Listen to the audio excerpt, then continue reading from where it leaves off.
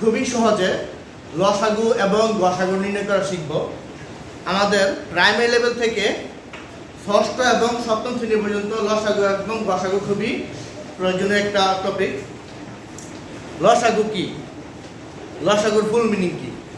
লঘিষ্ঠ সাধারণ গুণিত, আর গসাগু হলো গরিষ্ঠ সাধারণ গুণনীয়।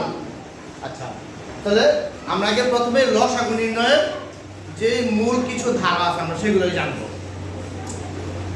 লসাগু নির্ণয় করতে হবে, আমার প্রথমে আমি এমন সংখ্যা দিয়ে ভাগ করব যেটা হবে সবচেয়ে ক্ষুদ্রতম মৌলিক সংখ্যা। সবচেয়ে ক্ষুদ্রতম মৌলিক সংখ্যা কত? 2। তাহলে আমি দেখবো আগে 2 দিয়ে ভাগ যায় কিনা। যদি 2 দিয়ে না যায় তাহলে কত দিয়ে দিব? 3। না গেলে 5 দিয়ে, 5 দিয়ে না গেলে 7 দিয়ে, 7 দিয়ে না গেলে 11 দিয়ে, 13 দিয়ে, এবং আমি মৌলিক সংখ্যা দিয়ে চেষ্টা করব।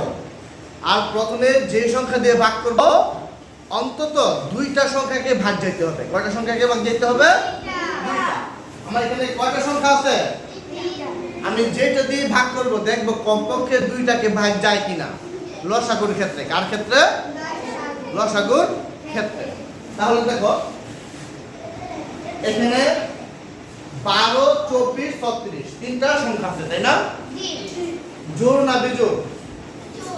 তাহলে নিঃসন্দেহে 2 দিয়ে ভাগ যায়। কত দিয়ে ভাগ যায়? 2 দিয়ে। তাহলে 2 দিয়ে ভাগ হবে।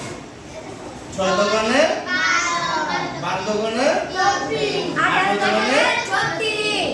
আবার পিওরটা জোড় সংখ্যা না? দেখি 2 দিয়ে যাবে, তাই না?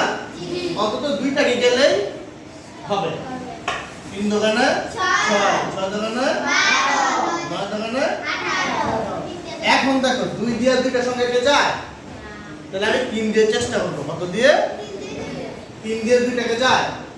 3টাকে যায়। 3 একে 3 দোকানে 6, 3 তিরিকে 9, 1 2 3। আর পুরো সংখ্যা দিয়ে 2টারে ভাগ যায়? আমার শর্তের কমপক্ষে 2টাকে বিভাজ্য হতে হবে। তাহলে যায় না। তাহলে আমি কি করব? এই শর্তগুলো কি করে দিব? গুণ করে দিব। যে সংখ্যাগুলো রয়ে গিয়েছে সেগুলো আমি কি করে দিব? গুণ করে দিব। তাহলে কত হবে? 2 গুণ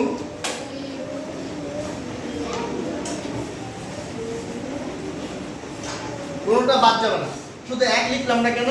1 দিয়ে গুণ করলে যা আছে তাই থাকবে। আবার 2 দুগুণে 4, 3 চারা 12, 12 দুগুণে 24, 24 এ 72। তাহলে নির্ণয় লসাগু কত পাইলাম? 72। সেম সংখ্যাটাকে যদি আমি ঘষাগু করি, কি করি?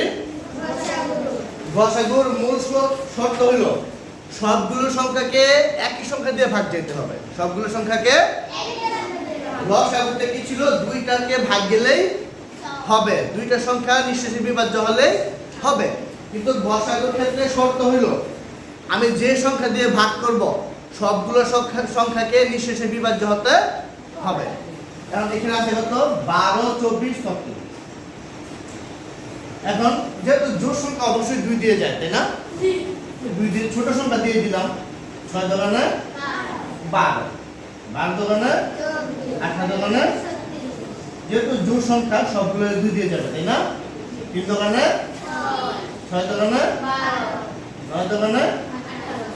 এখন দেখো তো 2 দিয়ে যায়, 3 দিয়ে দেখবো। 3 দিয়ে সবগুলো যায়? যায়। তাহলে আমি 3 দিয়ে দিব। 3 একে 3 দোকানে 6, 3 তিরিকা 9। এরপর ভাগ যায়? যায় না। তাহলে আমার ঘষাগু কোনগুলো হবে? শুধু এই বাম পাশের গুলো। কোনগুলো হবে? বাম পাশের। 2 গুণ 2 গুণ 3, 2 দোকানে 4, 3 চারে 12। এগুলাই গুণ হবে না, এগুলাই গুণ হবে না। তাহলে দুইটার মধ্যে পার্থক্য হলো কি? এখানে যে সংখ্যা দিয়ে ভাগ করেছি সেই সংখ্যাও গুণ করেছি এবং যেগুলো রয়ে গেছে সেগুলোকেও গুণ করেছি। আর গসাগুর ক্ষেত্রে কি? যেগুলো দিয়ে ভাগ করেছি শুধু সেগুলাই গুণ করেছি, আর অবশিষ্ট সংখ্যাগুলাই নেই। ক্লিয়ার? আর এই পদ্ধতির নাম হলো ইউক্লিডীয় পদ্ধতি। কি পদ্ধতি? ইউক্লিডীয় পদ্ধতি।